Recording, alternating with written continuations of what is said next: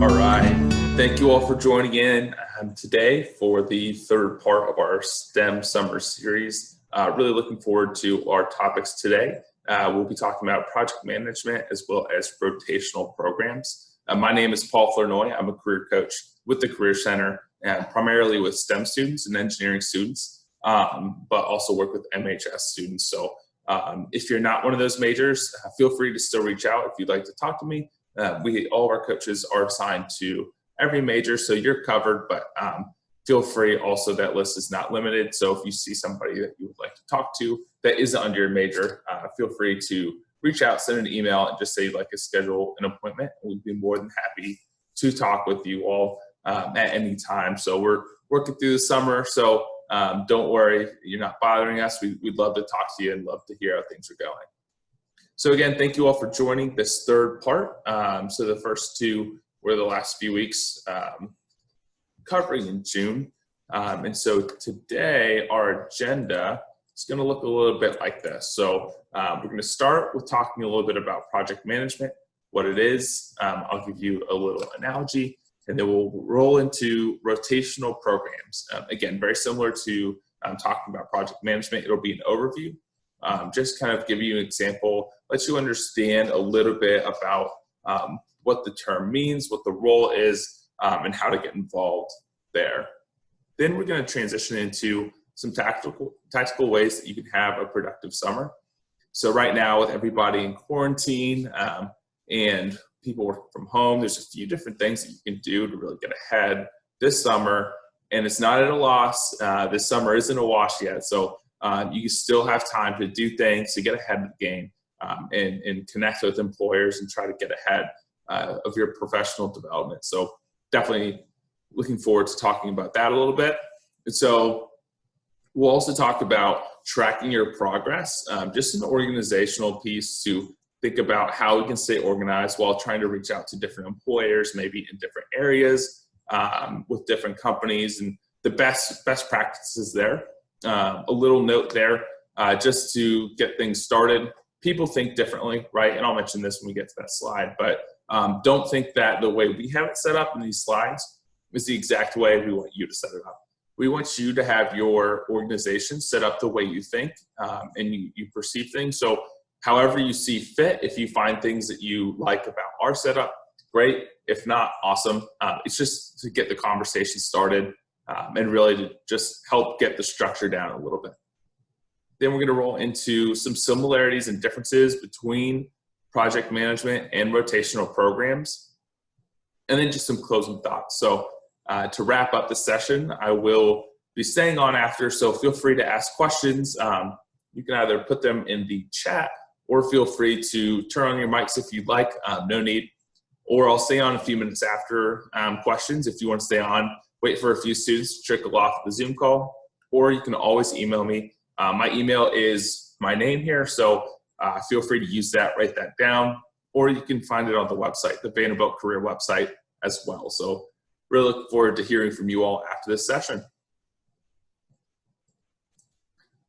So getting started with project management. What is it? So you're going to be executing projects with the application of knowledge, skills, tools, resources. You'll essentially be a team lead for a group project. So a good way to think about this, a little analogy that I like to put on it would be, think about a group project for a class that you had, right? And so who's the team leader? So maybe you're assigned a group leader who stays on top of who's doing what tasks, what needs to get done, what the objectives are, and just working as a group. So those communication skills, trying to figure out who's on what part of the project, where the team lead can step in to help. Also being there for the team member. So really a holistic picture, trying to make sure you get the project from start to finish. You are the team lead there, and you will have a group of, it varies. So in size, so take advantage of that as well. So there are different types of project management that you can go into. Construction, healthcare, tech, and energy. Those are just some examples, really just the key areas to take a look at. And so with these positions, again, it's going to be more execution of projects and keying in on the strategic skills, the communication skills, Really trying to be that team lead for your team, as well as being a part of the execution, collaboration with the rest of the company, the client that you have as well. So a really important role. Next is rotational programs, so the other piece of this. And so generally, they're also referred as leadership development programs. You'll rotate through various functional areas of the company. What that means is you're going to go through different tasks and cover different parts the company goes into. So whether you talk about data analytics or you talk about the client side, so the more personal side, you're going to go through different areas of the company and talk about every different position that company offers. This is a really great opportunity if you're just not sure, right? You don't know what you want to go into. A little analogy for rotational programs I would like to kind of put on it would be, it's the grad school of industry. And so what I mean by that is, it's really going to be 1 to 3 years, so you've got time to learn about the company, the different roles. But what you're going to be doing is you're going to be learning about what's the best fit for you, what job is the best fit. And so the reason that it's not just a general rotational program, grad school type environment is because different companies offer different jobs and they offer different roles for you. And so different companies offer different types of rotational programs where you'll learn different things, all under this similar umbrella. But again, it's going to be very specific to the company. So that's where you'll see each company on their career site, they'll have their own posted for it. Some industries that you can get involved in would be automotive, consumer products, finance, healthcare, R&D, and tech. So again, this is really a great opportunity if you're not sure what specific role you'd want to take on, but you have an idea of what company you like, or you have an idea of what industry you like. Take advantage of that rotational program.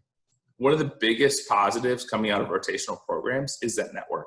So you're coming into the rotational program kind of hired as a group, a cohort, and you'll go through this training together. So every course and every step you'll go through, the 1 to 3 years, you'll be with a group of peers. And so you'll be able to talk about it. And so if you're going to talk about finance later on in the day, and you have a friend in your cohort that had it earlier, it's just like talking about the classes. What did you learn? What did you like about it? And then also you're able to talk to a group of peers after you learn about a particular segment to figure out the ins and outs. How did other people perceive that area of the company? So really great opportunity with rotational programs. So this summer, what could you do to figure out what types of rotational programs are out there? What type of project management roles would you be interested in doing? Well, it's going to start with company research, right? So try and figure out what companies are hiring, first of all. Second of all, what companies would you be a good fit for? So taking a look at their mission, taking a look at the projects they're working on, maybe where they're hiring their employees from, what schools they're coming from, what type of entry-level positions they have. So all of this can go under the umbrella of company research. This is going to be a really important tool this summer, because when you're having informational interviews or you go in for a formal interview for a job, showing them that you've done the research about the company and what it is they do and what excites you about it is going to be huge. One piece of advice I would say is you might get asked, you'll probably get asked in an interview, why this company? Why us? And so that's a pretty general question, right? And it's kind of complicated to answer. But if you have a solid answer where you say, well, in doing company research and talking to a few of your employees, there was a trend, and that trend was the environment or the collaboration within the office or whatever it may be. But if you show that you've done the diligent background work and you've done the research on the company and the office, that's going to show you're one step ahead of others, right? And that might show them that if they hired you, it'd be a smooth transition because you know what you're getting yourself into. You know what they're about. So company research is huge. Next is going to be networking and outreach. So there are really 3 layers to networking and outreach that we like to say.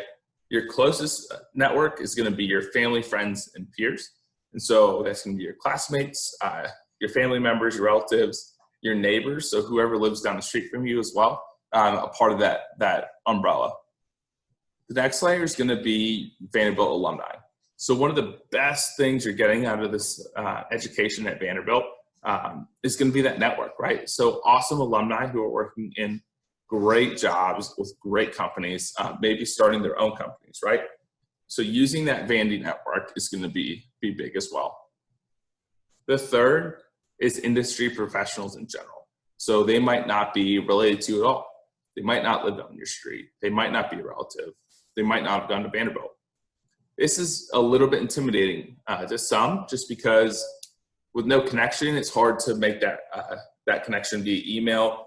You might think, well, if there's nothing that they would be interested in, why would they respond? It's not the case. I think the best part about reaching out to industry professionals in general is going to be you get to tell your own story.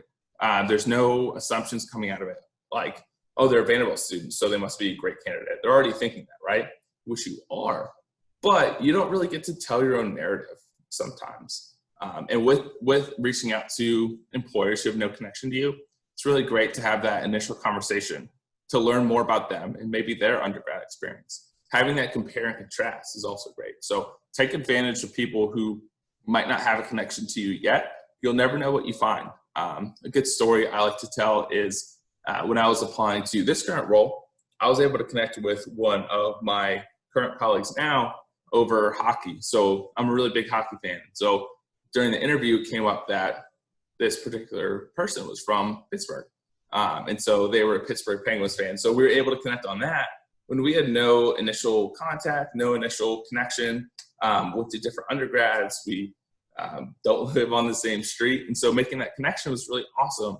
And now we've kind of formed a different relationship than a professional one, right? So we talk about hockey in our free time, and that's really fun. And it's a good break. And I enjoy having that around as well. So the third way to have a productive summer, I'd say, and again, this list is not extensive, so there are more steps that you can take as well. Happy to talk about that on an individual standpoint, but for now, these 3 steps, they're going to be key as well, is skills development. And we'll talk a little bit about what that means for these 2 particular programs, these 2 particular roles later on, but really taking a look at what skills you want to work on. Maybe it's a class, online class that you didn't have time for during the school year that you're going to have time for now. So that's going to be big as well. So company research, some resources for you to do that research. Obviously Google, going to be a big resource for you. Vault is also a really great website to take a look at. Do company industry research. They have some awesome information. I want to touch on Glassdoor really quick. So Glassdoor is a really great resource, I would say particularly for interviews. So Glassdoor is kind of like the Yelp of company interviews. And so you can just Google a question, like what questions would Alliant Energy Rotational Programs ask? And it'll come up with different people who had gone through the interview process for that and what questions they were asked. And so that's a really great way to prepare for an interview or get some good questions for an informational interview as well. Indeed.com is a great job board, obviously very, very well known. On top of finding positions on Indeed, I would recommend finding somebody who works for the company and trying to connect with them. Trying to take your name out of a pile of applications and really stand out. Reddit, and then career company websites. This is going to be big because this will be the direct line to that company. So that's where you'll find a lot of the rotational program applications, job descriptions that you can apply for, as well as the project management jobs, other roles within that company. That'll help give you a good understanding of what they're hiring for, what they're looking at, which area they're looking to improve currently. And then Doorways, another great job board that we have is a career center. And so I urge you to take advantage of the Doorways job postings if you have not already. Also within Doorways, we do info sessions. So if you're on this call, obviously you already know how to take advantage of finding which programs are coming out through the Career Center, but just keep an eye out. So we do a lot of company info sessions and a lot of Q&As. So later today we have a session about, so you graduated during a recession. where we'll have an alum come and talk about graduating in 07-08 economic crisis and what that was like and some tips. So keep an eye on doorways. That's going to be a really crucial piece of information as well. So the next step is going to be networking and outreach, right? So we've done our information on the company. We know what we're going to apply for. Maybe we've already applied, but now we want to try to connect with somebody and take that extra step, right? Like I just said, take our name out of the pile, make ourselves stand out. What do you say in that email? It's confusing. It's pretty brief, and it's fairly easy to draft, but it definitely takes a few tries. This is a good practice email that we came up with, a colleague, Parrish, and I, who's another career coach. And so the message would read something like, "Hi, Parrish. My name is Paul. I'm a rising junior at Vanderbilt University, majoring in engineering science. I'm reaching out because I have an interest in project management and aspire to pursue a career similar to yours. I would love to hear about your experience working in the telecommunications industry. Would you be open to a brief call, maybe 15 to 20 minutes with me? Thank you in advance for your consideration. Best, Paul." So a few key points coming out of this email: who you are, why you're reaching out, and call to action or a question you're asking. And that question is going to be, would you be open for a brief call, right? So one thing, if you notice, this message is super simple. We're not outlining a resume. We're not dropping every experience you've had, unloading that on the first email. Our goal is really just get on the phone. I hear a lot of times people say, if I could just get that interview, if I could just get on the phone with them, I know I'll do great. And it's true. Once you get on the phone and you're able to make a connection, it does make it that much easier, right? So hearing first perspective about the office, hearing about the role, what they like about it, what they're doing differently from their competitors, right? So that's another one. So what do you do if you send this email and you hear nothing back, right? So maybe it's been a few days, maybe it's been a week. Well, you can follow back up. That's definitely an appropriate thing that you can do. 14 days is a good waiting period. I like to say 10 days as well. So in that follow-up, keep it short and polite. And so you can say something like, "I'm sure you've been quite busy, so I wanted to just briefly circle back. I would still value the opportunity to chat with you. If you have some spare time, thank you." So again, very short, very brief. So with this, make sure you're responding to your initial email. Reason being, that way if their name's Steve, right? So Steve saw the message, but just never got back to it. Emails flooded in. Steve got busy, forgot to respond. This way, Steve is able to just scroll down, see the note. Oh no, I forgot to respond to Callahan, right? So sees that note, scrolls down, sees what Callahan said, but then is easily able to just reply, right? Very limited work for the employer and very easy to keep track of, stay on top. I would say maybe 2 follow-ups is appropriate. After that, just call to wash and try to find somebody else who you can connect with as well. Some great resources to find people to connect with. It's going to be the Vanderbilt Alumni Association. So VU Connect is a really great resource that we have. If you just Google VU Connect, it'll be Vanderbilt Alumni Access, I believe is what it'll read. You click that, you hit Find Alumni, and then you just sign in. And so from there, there's a great search feature that you're able to search multiple different fields. So you can search Vanderbilt major as well as company name. So you can find Vanderbilt majors who might work for, GE, right? And so you're able to find that information right there. Other great resources, I like to use Vanderbilt VU Connect with LinkedIn and CareerShift all together. And so LinkedIn, you can use the search function, top bar, and you can actually specifically search for Vanderbilt alumni and specific companies as well if you would like. I would stick to a more general search on LinkedIn and just scroll through, right? If you find somebody's profile that you're interested in talking with them, go through their profile and see what they're doing, see what they've done in the past, what path they took So if you do reach out and you do want to make a call, it's really easy to have that in the back of your mind, know what they've done, but then still ask them, still go back and say, hey, I've noticed that you've worked for GE for a few years, but if you could talk to me a little bit about how you got there, that's a great thing as well. CareerShift is another online job board. It's a really great place to find postings and do a little bit of company research. But they have a Find Contacts tab that's really great. And so to get CareerShift, it's a paid resource, but our office pays for it for you. So to get access to it, all you do is go to sign up, sign in, and use your vanderbilt.edu email. And then it'll ask you at the bottom for a group or school identifier. And that group or school identifier is Vanderbilt with a capital V. No university, no spaces, just Vanderbilt with a capital V. And you'll be able to sign in and get access to that as well. One thing we want to touch on as well is professional associations and professional conferences. So if you're able to attend them, hopefully when COVID clears up sooner rather than later, we'll be able to go back to going to conferences and association meetings and all of those good things. Bring business cards. That's a great way to meet people in person. Also get their business card.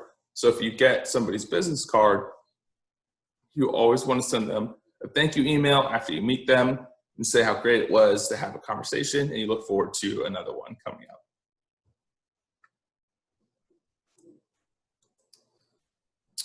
So the third step, skills development. And so with this, it goes in line with, we have time, nobody's perfect, right? So there's always something that we can be working on. So take advantage of this time, right? So maybe it's some soft skills, maybe it's being adaptable, flexible, maybe it's communication skills. Whether it's a soft skill or technical skills, there's gonna be online classes that you can do, or you can just practice on your own. In terms of online resources to work on skills, Coursera is a great option. YouTube is great as well for just short little info snips, right? So you can check out Khan Academy as well. They're going to be good for soft skills and maybe a few technical skills as well. LinkedIn Learning is an awesome resource as well. That is a paid resource. I'm not sure how much it is. I think it depends on each class, but that's another great resource as well. And if you look on our Vanderbilt website, we have an extensive list of other resources, other online learning modules that you can take advantage of as well.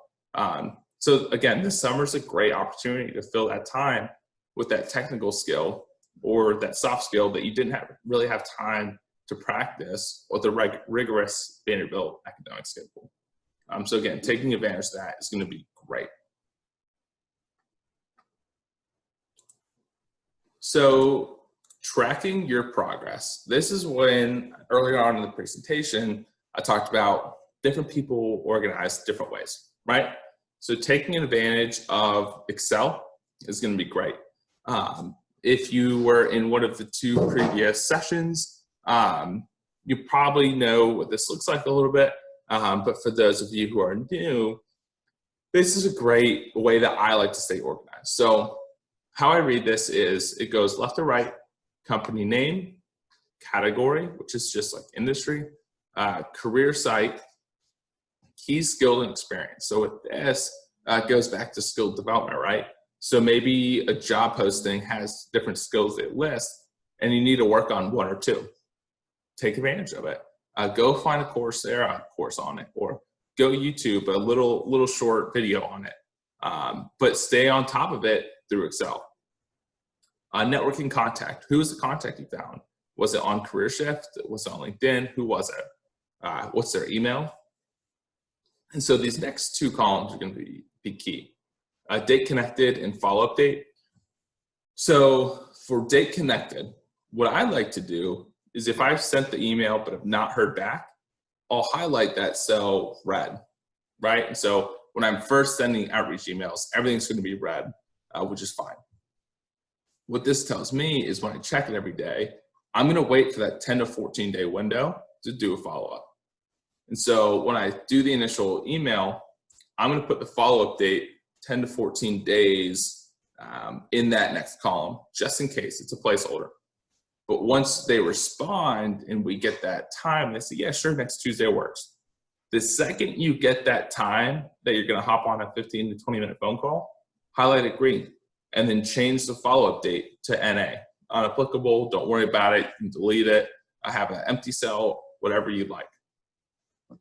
Contact method. So this goes back to how you found this contact. So it's LinkedIn, CareerShift, View Connect.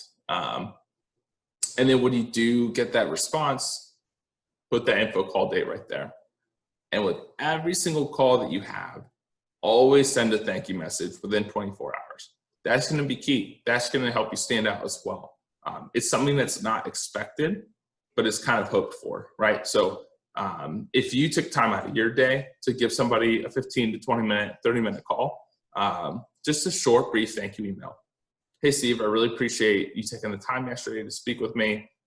Really got a lot out of it, especially, and you can insert a little piece of the conversation there to make it personalized and say, look forward to the opportunity to stay in touch.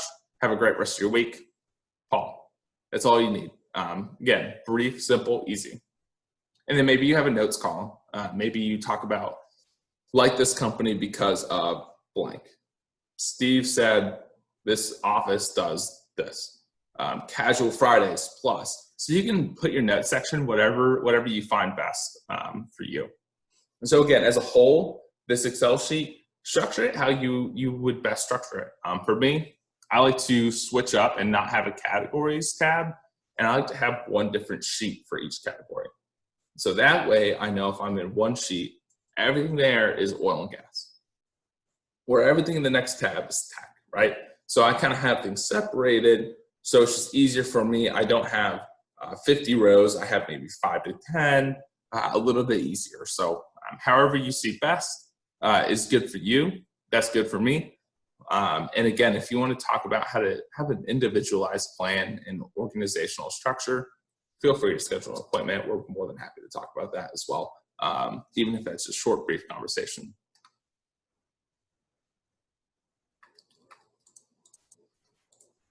So some similarities and differences, going back to rotational programs and project manager roles. So some similarities between these two positions is going to be problem solving, right? So in the rotational programs, it's going to be solving those problems with your cohort, with your peers, trying to learn about the different roles within the company. And with project manager roles, if a problem arises within your team or just about the project, you hit a bump in the road, it's going to happen, right? So you have to adapt to that problem, think on your feet, and really get ahead of that. Data-driven. So data is key. Always staying on top of what you have, how long things take. Maybe you're journaling notes of things, obstacles that come your way, so you know next time you're on a similar project, things come up. So data-driven, both roles, you're going to work with numbers and you're going to work with timelines. So staying on top of that is good as well.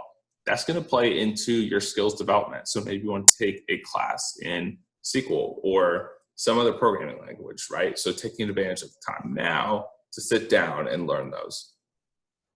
And both are going to be collaborative.